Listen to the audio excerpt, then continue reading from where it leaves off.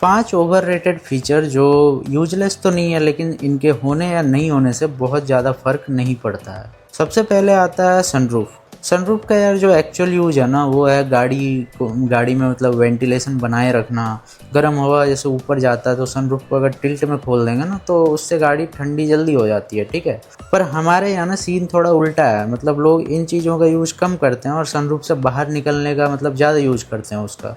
तो सनरूफ का जो एक्चुअल यूज है ना, वो बहुत कम होता है और इस चक्कर में गाड़ी थोड़ा महंगा भी हो जाता है। अगर आप सनरूफ वाला वेरिएंट लेने जाएंगे तो आपको नॉर्मल वेरिएंट से महंगा पड़ता है। साथ ही सनरूफ का मेंटेनेंस भी है, सिर्फ रखने से नहीं होता है, उसके जो स्लाइडर्स होते हैं उनको रेगुलरली क्लीन करना पड़ता है। सेकेंड फीचर है इलेक्ट्रिकल सीट एडजस्टमेंट।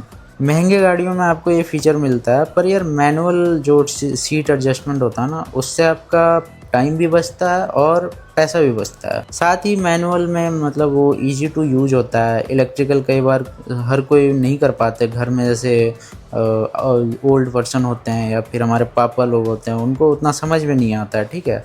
तो ये थोड़ा सा प्रॉब्लम हो सकता है, बट ये बिल्कुल यूजलेस नहीं है, बट स्टिल मैंडेटरी नहीं है। फिर आता है इलेक्ट्रॉनिक पार्किंग ब्रेक। आज के टाइम में ये भी लगभग हर महंगे गाड़ी में मिलने लगा है, पर यार ये थोड़ा सा फैंसी लगता है, बस उतना ज़्यादा यूज़फुल नहीं है। साथ ही इसके कारण ना कई बार सीरियस सेफ्टी इशू भी हो सकता है। अगर कभी ये भगवान ना करे काम ना किया किसी रीजन से, तो भाई तुम खुद सोचो किस लेवल का एक्सीडेंट हो सकता है, ठीक है। और ये भी डर है यार कि कभी आप गाड़ी चला रहे हैं और बच्चे ने मतलब भाई वो इलेक्ट्रॉनिक पार्किंग ब्रेक का बटन दबा दिया, तो भाई उसमें तो और भी प्रॉब्लम है।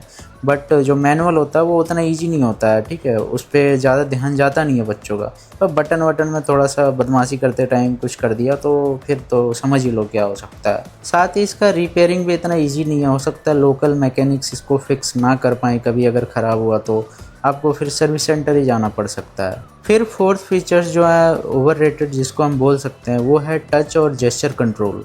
इनसे ना डिस्ट्रैक्शन थोड़ा ज़्यादा होता है। जब आप ऐसे मैनुअल बटन्स को यूज़ करते हैं ना, तो वो इजी टू यूज़ होता है, बट टच या जेस्चर के लिए आपको उस पर ध्यान देना पड़ता है, तो गाड़ी चलाते टाइम डिस्ट्रैक्शन हो सकता है। और टच तक तो फिर भी ठीक था यार, पर ये जेस्चर कंट्रोल क्या ज़रूरत है गाड़ी में लाने का, और मैक्सिमम टाइम तो जेस्चर कंट्रोल काम भी नहीं करता है। फिर आता है कूल्ड ग्लव बॉक्स। इसका तो बहुत ही रेयर यूज होता है, मतलब कई बार तो लोगों को पता भी नहीं होता कि कूल्ड ग्लव बॉक्स का फीचर इनके गाड़ी में है। और यूज इसलिए ज़्यादा नहीं है भाई, क्योंकि ये आपके मतलब किसी भी कोल्ड ड्रिंक या पानी रखते हैं ना, तो उसको गर्म से ठंडा नहीं करेगा, मतलब नॉर्मल से भी ठंडा नहीं कर पाएगा। हाँ, ठंडा है तो उसको मेंटेन कर सकता है, बट वो भी बहुत ही गर्मी में मतलब काम नहीं करता है। तो ये था 5 फीचर्स यार, जिनका यूज बहुत ही कम होता है या उतना खास यूज नहीं है, लेकिन बहुत ही ज़्यादा ओवर हाइप किया जाता है रिव्यूअर्स के थ्रू।